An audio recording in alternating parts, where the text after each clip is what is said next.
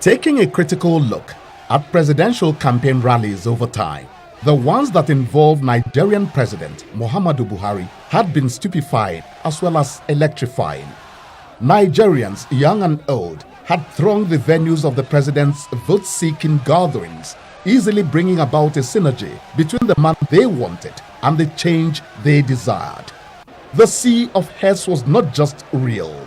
It clearly presented a vivid idea as to how much the average Nigerian wanted to embrace a different way of doing things under a different set of political taskmasters. The presidency now harbors a tenant who refuses to oblige the orgies of unscrupulous businessmen whose usual activities total up to peril for the fatherland. This should give hope to Nigerians and prepare them for the change they deserve. President Muhammadu Buhari has come. He clearly has seen and is still seeing. Those who know him say he will surely conquer.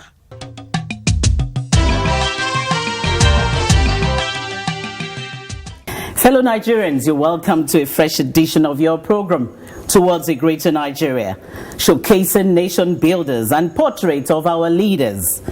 Those who look back at the presidential election of March 2015 would recall how the president won historic victory.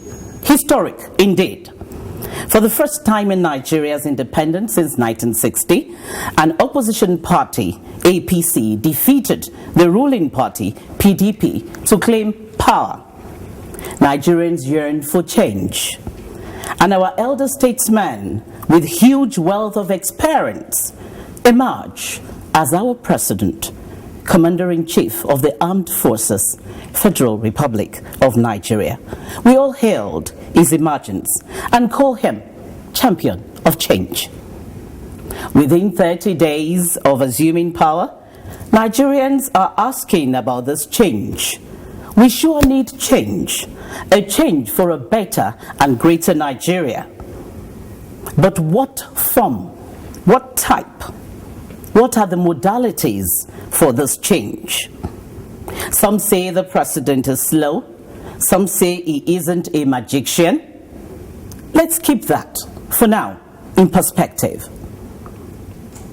The truth that you cannot take away from Mr. President is the fact that this man remains a very, very sound, pedigreed gentleman with integrity, with reputation, with huge commitment to his fatherland and passion to evolve a better and greater Nigeria. We shouldn't forget in a hurry that the president is up against 50 solid years that have coincided with an era of waste, leakages, corruption, and impunity. He sure needs time. And your support is very, very important at a time like this. He says it all the time, he cannot do it alone. He needs you and I to join hands with him to evolve the Nigeria of our dreams. Tonight, I have the pleasure of speaking with this gentleman again. I shouldn't forget in a hurry. About 20 years ago, when I had the singular opportunity of hosting him on the same platform, Towards a Greater Nigeria, as PTF chairman. And of course, several times over after that, in and out of office, Mr. President had always honored our invitation. This shows the passion and the commitment this gentleman has towards evolving the Nigeria of your dream, the Nigeria of my dream.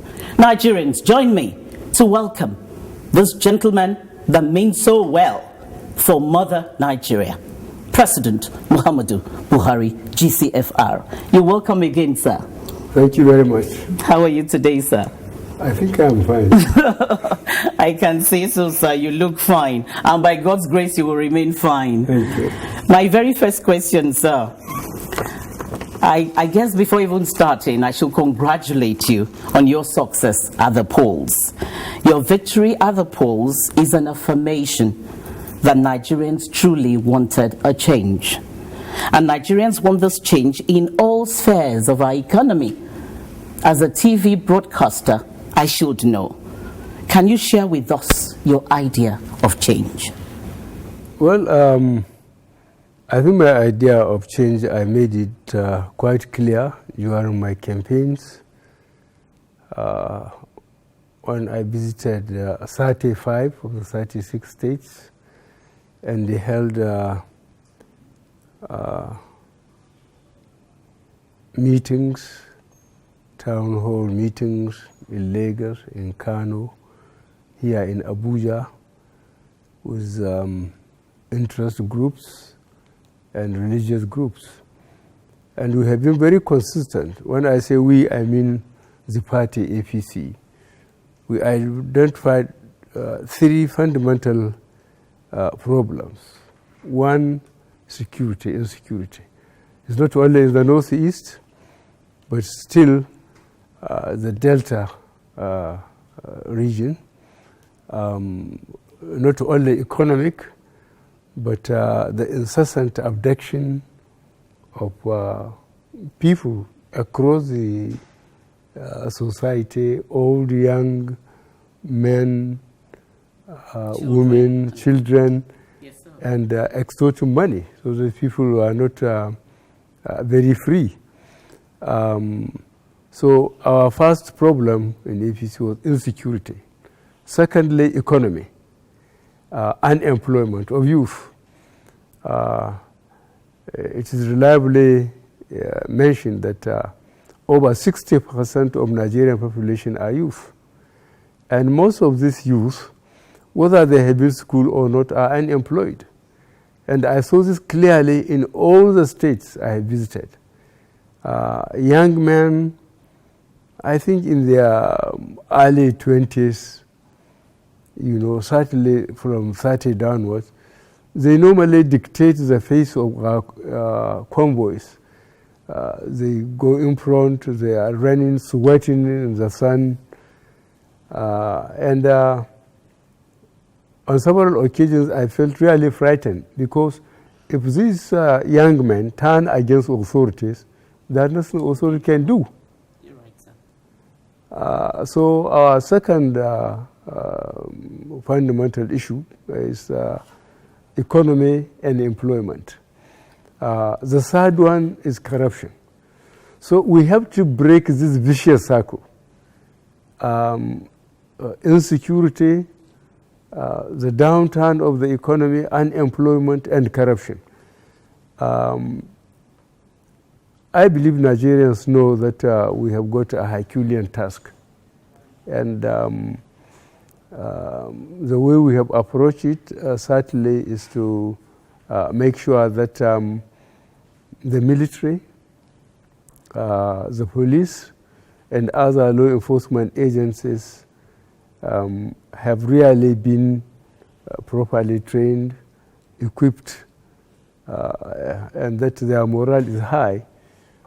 If you send them on a roadblock, they know their children are safe in barracks somewhere.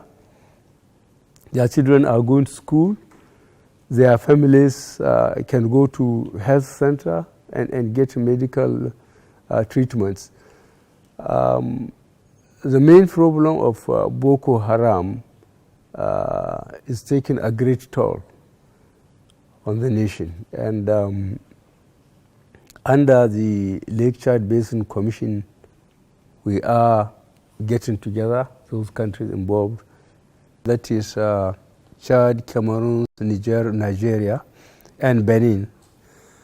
When you get that physically on the ground by the end of this month, then we will have the time to turn our attention to Delta.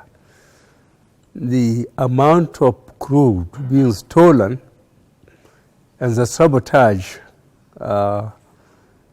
being done to installations, the pipelines and other installations if you see the figures in dollars, you will be amazed. Very staggering. Exactly. So we are trying to do that. And then on the corruption, we are trying to get people, especially the technocrats, the civil servants, and the private sector to help us, help ourselves, in the sense that the cost of corruption is so high.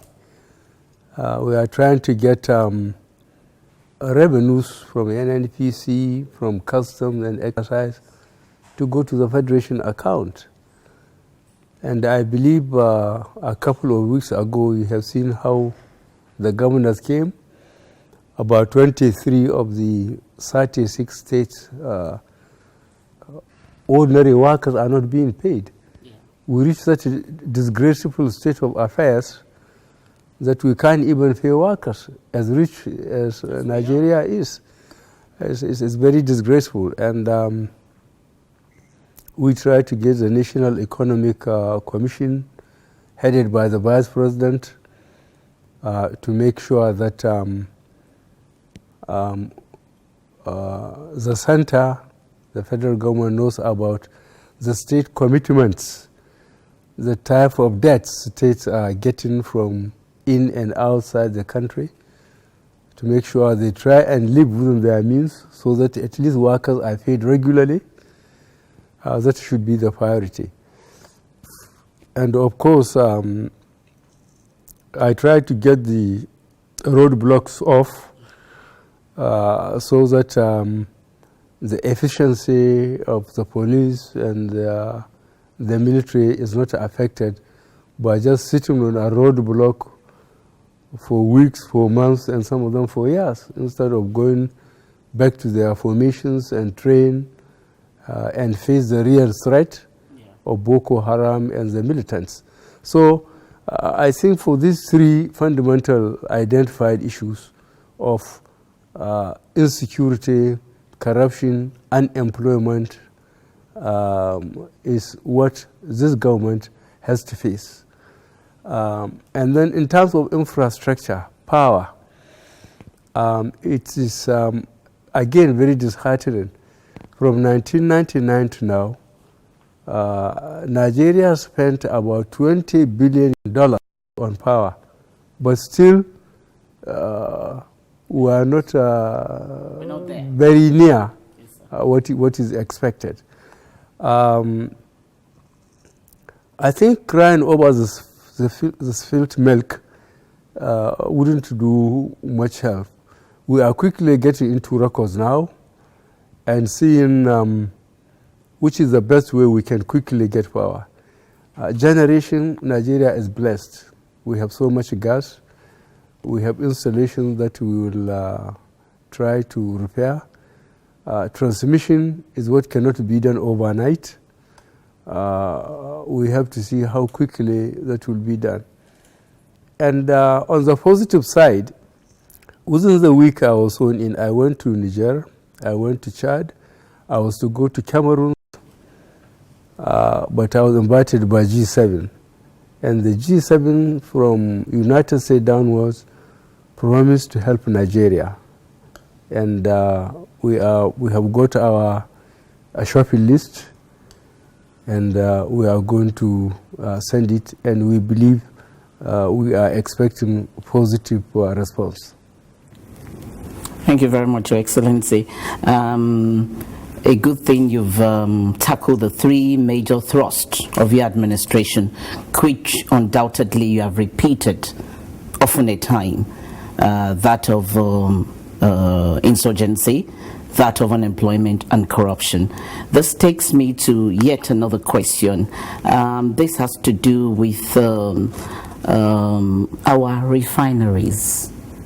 Our refineries. You did mention that it is important we generate revenue from NNPC and other revenue generating agencies. Our refineries must work in order to enhance our nation's economy. The once moribund refineries are suddenly, as we learned, springing back to life. And we expect them to start production in a few weeks from now. Can we attribute this to your strong determination and patriotic resolve to return the refineries to their previous state of productivity? No, the magic wand. I cannot claim that magic wand. So tell us what happened. It will be dishonest if I do. And we know you're a very honest man. I deliberately asked the question. I see. The problem is, if I will go back to our historical facts about the petroleum industry, I think most Nigerians that are interested in economic development, we used to have only one refinery in Port Harcourt with capacity of 60,000 barrels a day. It was upgraded to 100,000 barrels. Another one was co-built in Port Harcourt to produce 150,000 barrels a day. So Port Harcourt alone had the capacity of 250,000 barrels a day refining capacity of Nigerian crude. Then when I was serving as Commissioner of Petroleum, which is Minister under General Obasanjo, I signed the contract for Warri Refinery, another 100,000 barrels a day, and then Kaduna, 100,000 barrels a day. So we used to have a capacity of 450,000 barrels a day. And Nigerians that are following knew that when I went back as a head of state with Professor Tam W. Wells as minister, we were exporting 100,000 barrels a day of refined product after satisfying home market. Because we have 4 refineries, we have more than 3,500 line pipes laid from Lagos to Maiduguri, to Gusau, to Kaduna, to Yola, to Benue. All those have been destroyed between 1999 and now. The damage done to the industry that we depend on, you need to see it to believe it. Well, I have said no need crying over spilt milk. Now we have to go back and rehabilitate the refineries. They have started some work. What we will try and do now is stop the sabotage of breaking the pipelines, of stealing the crude, so that we can be on our feet again, economically and security-wise. Maybe they have read the history of the development. Today I was fully briefed by NNPC, and I reminded them of what it used to be. You should know. And I asked them to please cooperate and let's quickly bounce back, so that we need this money for social services, for infrastructure, and I believe they will listen to me. Interesting, sir. My next question is still related to the point you just made. We know that for us to evolve a better and greater Nigeria, there arises the urgent need to diversify our economy. We cannot continue to rely on oil. This takes me to remembering how the groundnut pyramids of the northern Nigeria looked. The palm oil plantation of southern Nigeria, the rubber plantation of the Midwest, the cocoa plantation of western Nigeria, and even the fishery industry in the south, south, and southeast. Those are good old days. Are you looking at these non-oil sectors of our economy, sir? Yes. Again, during my campaign trips to 35 of the states, I told you, and plus Abuja, our quickest way of getting employment for those able-bodied persons, especially the youth, we identified as agriculture and mining. We have vast potentialities, as you just mentioned, in agriculture. And is the quickest, apparently, to absorb able-bodied unemployed persons. And then mining, I'm sure you must have known about what is happening in the lead poisoning in Zamfara and in other states where there is so much illegal mining. Nigeria is blessed again with solid minerals. So we are going to turn again to developed countries that are willing to come and bring capital and expertise to develop our solid minerals and to help us in agriculture in terms of inputs and advice and so on. So really, we understand our problem and we are planning and asking the cooperation of developed countries that have voluntarily offered to help us, not only in security, but again on employment. And I say the vicious circle is insecurity, unemployment, the economy, infrastructure, power especially, and so on, and then corruption. So this vicious circle, this party, APC, must tackle. Yeah, we have to tackle it because it's the most realistic way of getting Nigeria to bounce back as economically viable country. Thank you very much, Excellency. Nigerians and foreigners alike are commending your indomitable spirit and that you've become a shining example for other people aspiring to various leadership positions.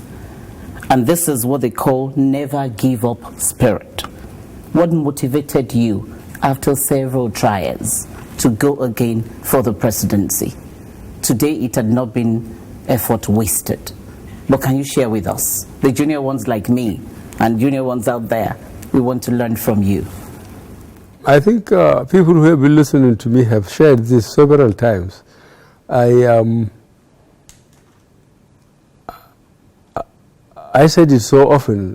When I went out of detention, I went home and I thought people would leave me alone because they knew I didn't have the money to give them. But people kept on coming to ask questions and expect me to do something about it. Not necessarily material, okay, but political participation. But eventually I started considering the only way I can get some respite is to join Nigerian partisan politics.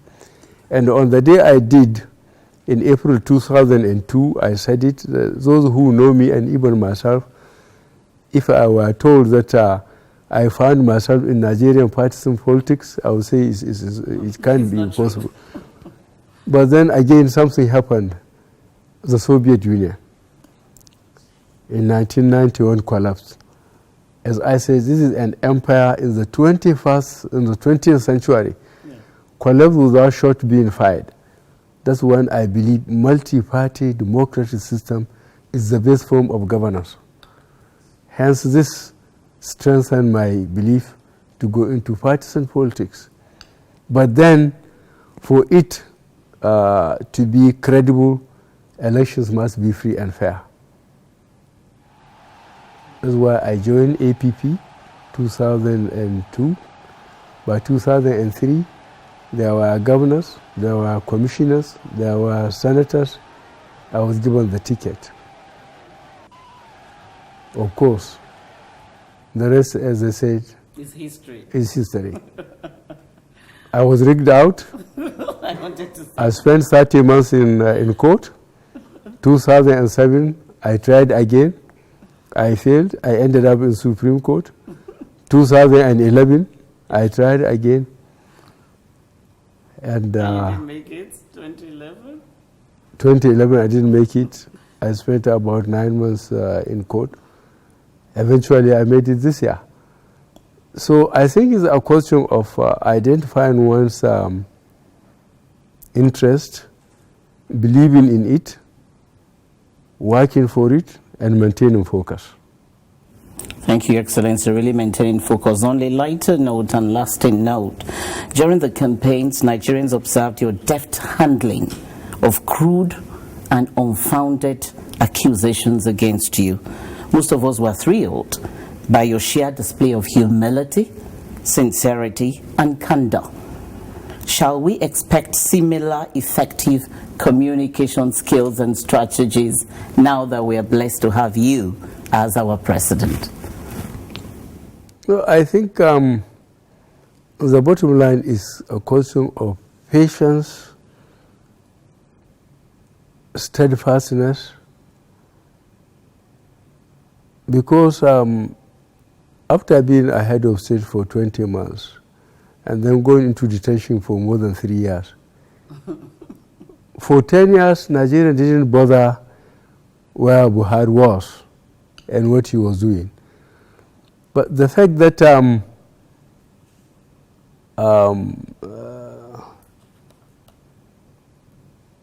nobody can prove that I have abused trust at any level. I was a governor, I was a minister, I was a head of state. Then Abacha gave me PTF. He made a law, and at one stage, the PTF was having over 53 billion naira of that time in the banking system. We planned, we executed projects from education to healthcare to roads, you name it. And again, nobody found anything remotely of trust abuse on my part. Then suddenly Nigerians believe that I'm quite valuable and they support me. It's been quite interesting talking with you, sir. We wish you continued success. Good to see you again, sir. Very kind of you, thank you. Well, Nigerians, for the past 28 minutes, 30 minutes or thereabout, I've been chatting with the #1 citizen of the Federal Republic of Nigeria, an elder statesman, a father to most of us, a man that is genuinely committed to actualizing a better Nigeria for you and I, a man that is saying, I can't do it alone. I want all of you to join hands with me to build a Nigeria of our dreams, where we can stand tall amongst comity of nations. That is the man, President Muhammadu Buhari, GCFR. I remain your uncle, Omotayo Omotosho. I will be with you next week for another thrilling edition of Towards a Greater Nigeria. And remember, to evolve a greater Nigeria, we don't leave it to the government alone. Today we are blessed with a government that is very, very decisive, focused, and sincere. What you and I need to do is to ask ourselves, in our own little way, how can we contribute to making Nigeria a better place? God bless you for joining us. We'll see you same time next week. Nigeria has come to stay, and by God's special grace, President Muhammadu Buhari's administration will be a huge success. You have a role to play. I have a role to play. Good night. God bless you.